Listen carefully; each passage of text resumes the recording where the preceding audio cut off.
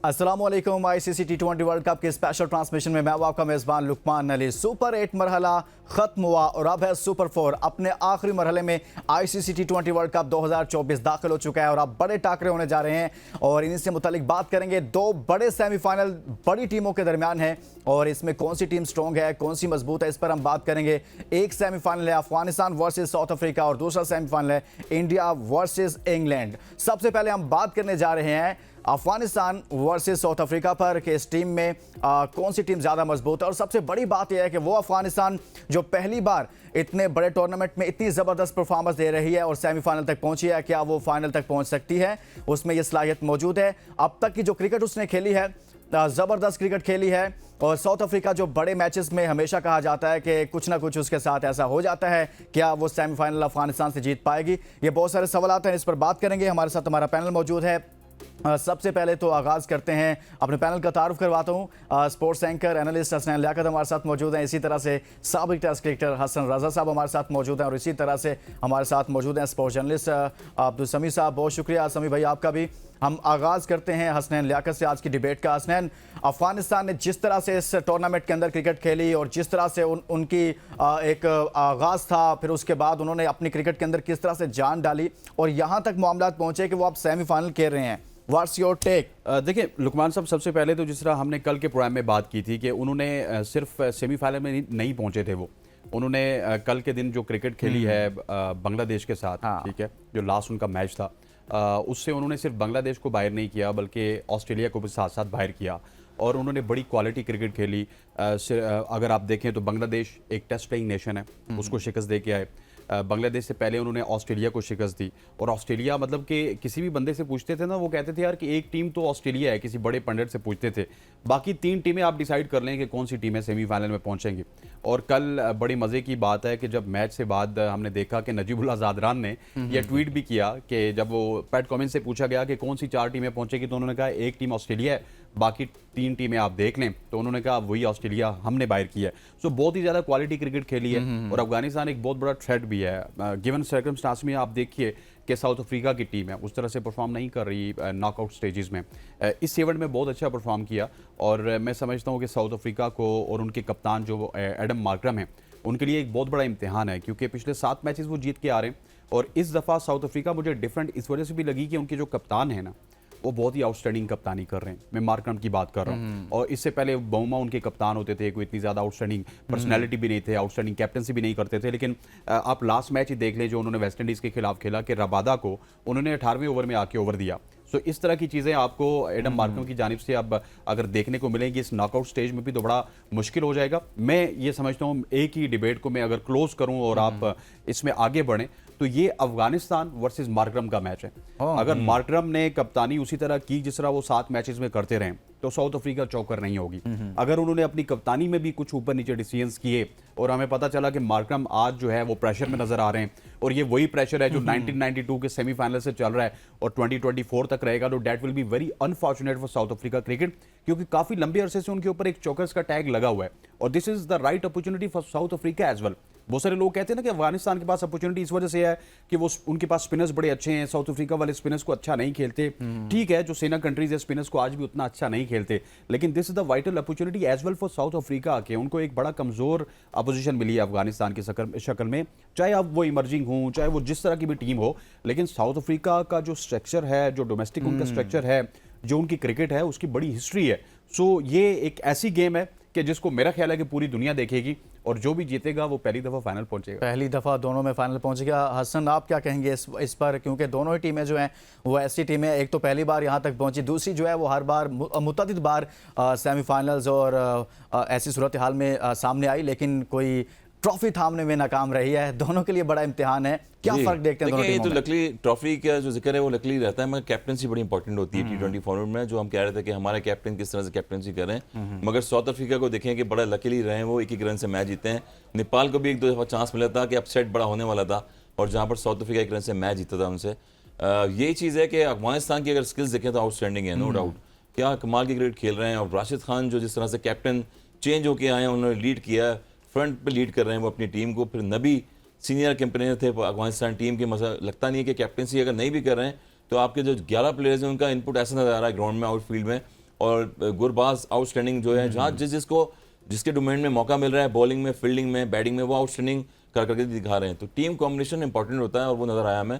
और first time ever Afghanistan जो है वो इतनी रिसोर्सेज नहीं है, हम कहते हैं उनके पास, तो उनका होम ग्राउंड कभी अहमदाबाद में होता है इंडिया में, कभी दुबई में होता है, उनकी रिसोर्सेज इतनी नहीं है जितनी पाकिस्तान के पास हैं या और दीगर कंट्रीज़ में। मगर क्रिकेट का एग्रेशन यही होता है कि ऑन पेपर क्रिकेट अब ख़त्म हो गई है। अब फिजिकली ऑन पेपर आपने ऑन द फील्ड में जाके अपने आप को मनवाना पड़ता है कि मैं ये टीम हूँ, मेरे में ये सलाहियतें हैं। तो सलाहियतें नजर आई। राशिद खान ने इंटरनेशनल क्रिकेट में T20 में जो विकेट्स लिए हैं, 150 विकेट ले चुके हैं। अच्छा हसन, जैसे हसनैन ने कहा कि यार मार्करम जो है ना वो एक आउट ऑफ बॉक्स कैप्टनसी कर रहे हैं, बहुत उनकी स्किल्स को देखा, जो भी उनको ऑब्जर्व कर रहा है ना तो वो देख रहा है कि यार इसके अंदर कैप्टनसी स्किल्स हैं, फौरी फैसला लेने की सलाहियत मौजूद है। तो राशिद खान भी first time as a captain इतने बड़े टूर्नामेंट में उतरे हैं और सेमीफाइनल तक पहुंचे हैं, तो इसका मतलब है कैप्टन वर्सेस कैप्टन भी तो मुकाबला होगा। देखिए, ये इंपॉर्टेंट होता है। अगर पाकिस्तान टीम में हम देखें, दुनिया की टीमों में देखें, तो कोच का और कैप्टन का बड़ा इंपॉर्टेंट रोल होता है। और यही चीज़ें होती हैं कि आप कम्युनिकेशन में अंडरस्टैंड कर सकें कि किस बॉलर से हमने कहाँ पर बॉलिंग करवानी है, 18वां ओवर करवाना है या सेकंड लास्ट ओवर से पहले हमने किसका ओवर करवाना है जो कम रन दे सके, और कहाँ पर ब्रेक थ्रू देना है।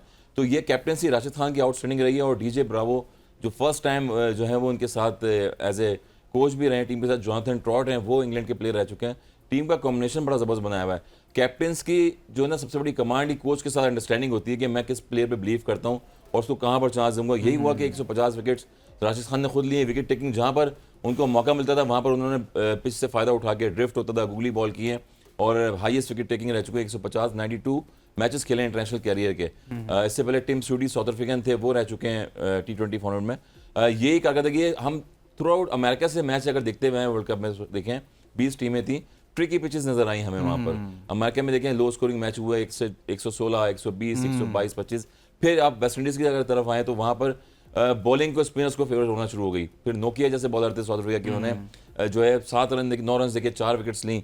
तब शमसी आ गए बीच में, स्पिन पे अटैक होना शुरू हो गया। तो टीम कॉम्बिनेशन कहीं ना कहीं चेंज होता रहा और वहां पर कैप्टनसी बड़ी इंपॉर्टेंट थी, जो कि कैप्टनसी बड़ी इंपॉर्टेंट रही है। और यही वजह है कि दोनों ही कैप्टन बड़े अच्छा उन्होंने फैसले किया, जिसकी वजह से उनकी दोनों टीमें यहाँ तक पहुंची हैं। समी से मजीद बात कर लेते हैं। समी, ये एक बड़ा सेमीफाइनल है, दोनों ही टीमें ऐसी हैं कि एक टीम तो ऐसी है कि सेमीफाइनल उसने खेले हुए हैं, क्वार्टर फाइनल उसने खेले हुए हैं, बट वो ट्रॉफी नहीं थाम सकी। दूसरी टीम ऐसी है जिसने कोई बड़ा इवेंट आज तक ICC का नहीं जीता, लेकिन वो सेमीफाइनल तक पहुंचे हैं, उन्होंने बड़ी जिद्दोजहद के बाद यहाँ तक पहुंचे हैं। तो आप क्या फ़र्क महसूस कर रहे हैं दोनों टीमों में?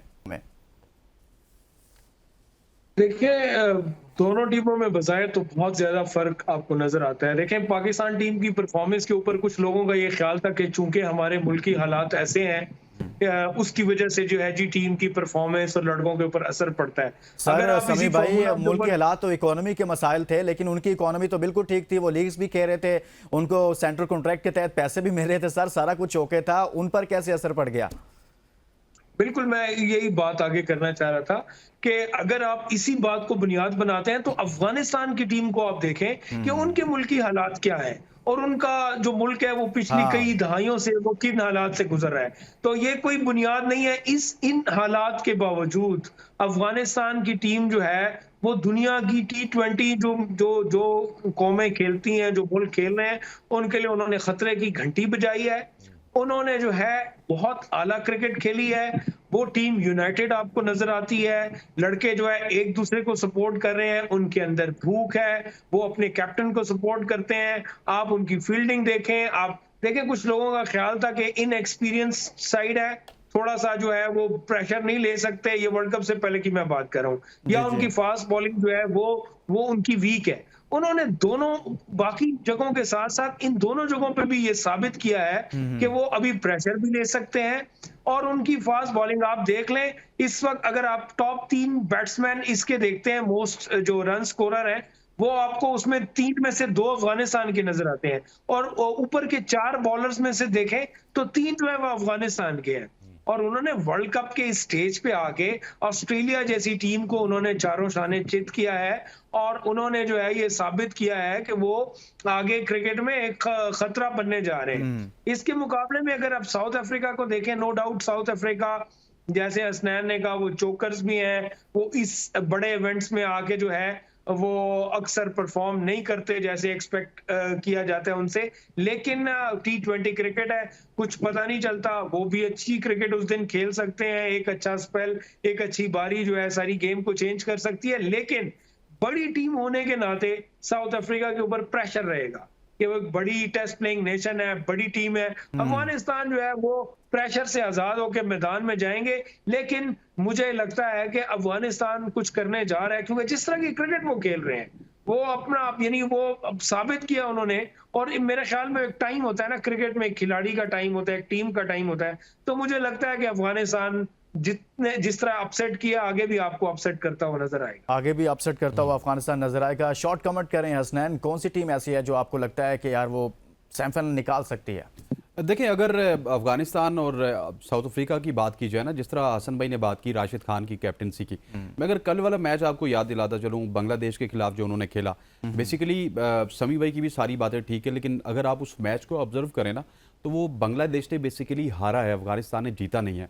वो जो एक दाना डाला हुआ था ना बांग्लादेश को कि आपने 115 रन का टारगेट 12 ओवर्स में चेस करना है, वो उसको चेस करने के चक्कर में उन्होंने बहुत जल्दी जो है अपनी विकेट्स गवाई हैं, क्योंकि उनको भी आउट ऑफ द बॉक्स जाके एक होप मिल गई कि 115 रन हम 12 ओवर्स में चेस कर सकते हैं, और वो उसके तरफ गए भी। 90-95 रन उन्होंने बना लिए थे 11-12 ओवर्स में, लेकिन साथ ही साथ हुआ ये कि वो 6-7 बैटर्स अपने गवा गए, वहां से जाके मैच टर्न हुआ।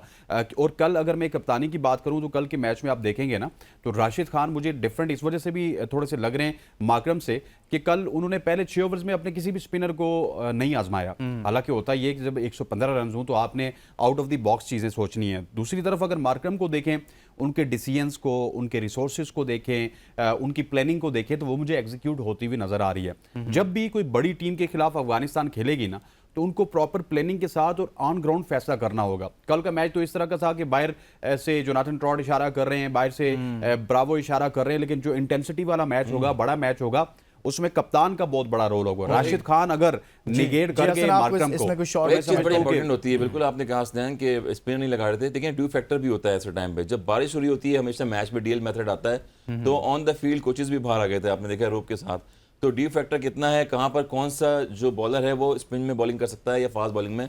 नवीन को देखिए आप लेके आए, उन्होंने ब्रेक थ्रू दिए बीच में। मेन बैटर जो थे वो बांग्लादेश के शकीबुल हसन थे, जहां पर बैक एंड ड्राइव। बैट्समैनों की आपने बात की हसन, इस पर हम बात करेंगे, लेकिन अभी टॉप स्कोरर जो हैं दोनों टीमों के उस पर बात करते हैं, और इसके साथ साथ जो टॉप विकेट टेकर हैं दोनों टीमों में उस पर बात करते हैं कि अफगानिस्तान की जानिब से टॉप स्कोरर कौन, इसी तरह से साउथ अफ्रीका की जानिब से टॉप स्कोरर कौन है, और अफगानिस्तान की जानिब से टॉप विकेट टेकर कौन है, और इसी तरह से टॉप विकेट टेकर कौन है साउथ अफ्रीका की जानिब से। अगर हम इनको प्ले करें और इस पर हम कुछ बात भी करते हैं, क्योंकि ये दोनों टीमों की जानिब से बेहतरीन परफॉर्मेंसेस दी गई हैं, यही वजह है कि ये सेमीफाइनल तक पहुंचे हैं। और इनको अगर प्ले करते हैं तो इस पर हम मजीद बात करते हैं। हसनैन ये देखिए जी प्लेयर कंपैरिजन लुकमान साहब, रहमानुल्लाह गुरबाज और डी कॉक का। रहमानुल्लाह गुरबाज मैं आपको ये भी बताता चलूं कि टॉप स्कोरर हैं इस वक्त T20 वर्ल्ड कप के, और इसी वजह से इनकी टीम यहाँ पे पहुंची। 7-7 मैचेस दोनों ने खेले, 281 रन बनाए गुरबाज ने। एवरेज उनकी क्वाइट हेल्दी है, 40 की एवरेज है।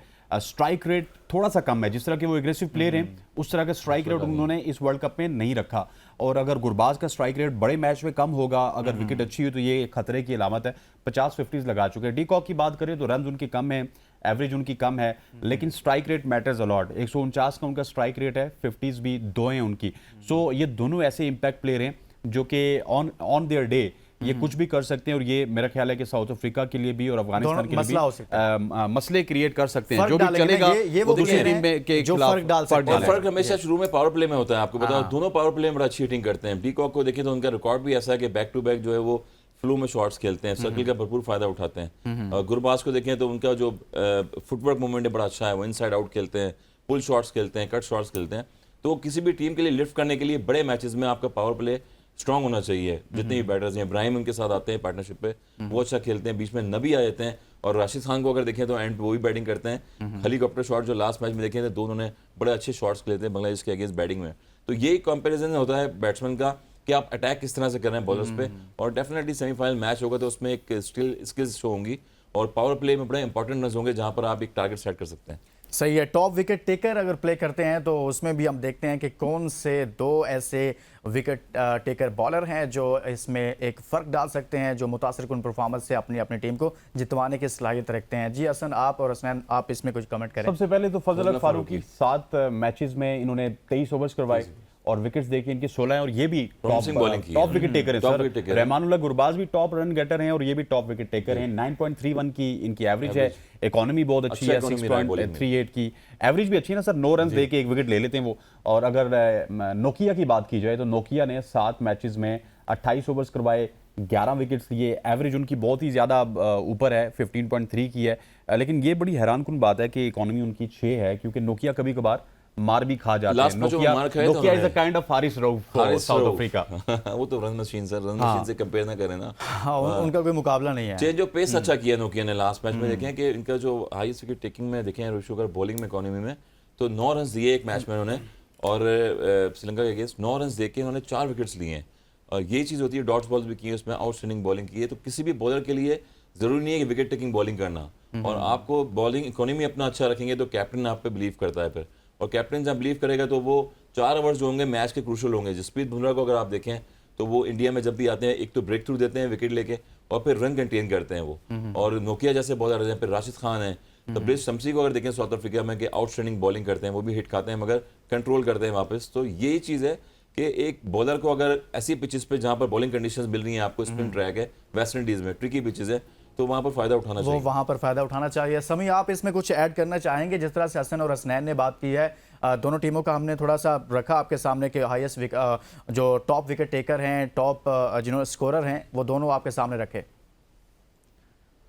बिल्कुल जी, मैं इसमें ये तो जबरदस्त तजिया हुआ है, लेकिन मैं इसमें सिर्फ ये ऐड करूंगा कि आप गुरबाज और जरदान ने जो एक ट्रेंड सेट किया है ना, वो आपके 6 ओवर गुजार जाते हैं, विकेट नहीं देते हैं। उन्होंने ऑस्ट्रेलिया के खिलाफ, आपको पता है, रिकॉर्ड बना है, और ओपनिंग पार्टनरशिप 130 रन की पहली दफा उनके खिलाफ हुई है। तो ये जो इन्होंने ट्रेंड सेट किया है ना, इसी वजह से ये टॉप स्कोरर्स में भी आ रहे हैं, और इसी वजह से ये टीम को फतह दिला रहे हैं। आप देखें मिडिल ऑर्डर में कोई बहुत बड़े नाम अफगानिस्तान के आपको नजर नहीं आते, लेकिन ये आप अगर 10 ओवर आपके ओपनर्स खेल जाते हैं, 10 ओवर आप क्रीज पे होंगे तो आप अच्छे रन्स बोर्ड पे लगा देते हैं, तो मिडिल ऑर्डर की आप रिस्पॉन्सिबिलिटी और ऑटोमेटिकली समी भाई सॉरी इंटरप्ट कर रहा हूँ आपको, जब आप पावर प्ले में 6 ओवर में अगर 60-70 रन या 80 रन बनाते हैं तो आने वाले बैटर्स जो होते हैं वो कॉन्फिडेंट हो जाते हैं बहुत ज्यादा कि वो इजीली अपने गेम को एग्जीक्यूट कर सकते हैं फिर। बिल्कुल एग्जैक्टली हसन, और यही हुआ है अफगानिस्तान की गेम में कि उन्होंने जब ऊपर से पार्टनरशिप अच्छी लगाई है, ओपनिंग आपको पता है काफी अरसे से स्ट्रगल कर रहे थे, ये डिफरेंट एक्सपेरिमेंट्स करते थे, लेकिन अब आके ये इस जगह पे सेट हो गए हुए हैं। और वो अगर ये इन्होंने ओपनिंग पार्टनरशिप ऐसी लगाई तो ये जरूर परेशान करेंगे उनको। और दूसरा मैं समझता हूँ साउथ अफ्रीका के ऊपर जी मैं थोड़ा सा अगर हेड टू हेड, फिर आपने ब्रेक के लिए जाना है कि फौरी तौर पर इस पर हम देख लेते हैं यार। हेड टू हेड जो टीमों की जानिब से जो स्ट्रेंथ है ना, उसको हम देखते हैं, प्ले करें उसको, और उस पर हम कुछ बात करते हैं और फिर मजीद आगे बढ़ते हैं, क्योंकि दोनों ही टीमें काफ़ी स्ट्रॉन्ग है और दोनों टीमें जिस तरह से हमारा पैनल भी कह रहा है कि कुछ भी कर सकती हैं। अफगानिस्तान ने बड़ी ज़बरदस्त क्रिकेट खेली है। देखिए हसनैन, इसको head to head ji Afghanistan versus South Africa, 2 matches इन्होंने खेले हैं, दोनों मैचेस साउथ अफ्रीका ने जीते हैं, और दोनों मैचेस जो लूज किए हैं वो अफगानिस्तान ने किए हैं। और आईसीसी रैंकिंग चलें वो मेरे ख्याल अफगानिस्तान की थोड़ी लो थी, इस वजह से हमने नहीं डाली। लेकिन मैं एक पॉइंट एड्रेस करना चाहूंगा, आप हेड टू हेड से भी देख लीजिए कि इस वक्त तक साउथ अफ्रीका का पलड़ा भारी है। अब देखिए ना, अफगानिस्तान के खिलाफ जब भी कोई टीम आती थी, इवन ऑस्ट्रेलिया की भी अगर बात करें तो वो लाइट लेके आते थे। जिस तरह समी भाई ने बात की, बात उन्होंने बहुत अच्छी की कि 130 रन का उनको ओपनिंग का स्टैंड मिला, लेकिन अगर साउथ अफ्रीका वाले इस वक्त सोच रहे होंगे ना, तो उन्होंने 2 बंदों को टारगेट किया होगा। एक तो रहमानुल्लाह गुरबाज और दूसरा इब्राहिम जादरान। जब ऊपर से रहमानुल्लाह गुरबाज और इब्राहिम जादरान आउट हो गए तो इनका मिडिल ऑर्डर जो है ना, वो पाकिस्तान से भी गया गुजरा है। ये इनका बहुत जो है। एक ब्रेक पर जाते हैं, ब्रेक के बाद वापस आएंगे तो अगला सेमीफाइनल जिस पर हम बात करने जा रहे हैं वो है India versus England. Stay with us.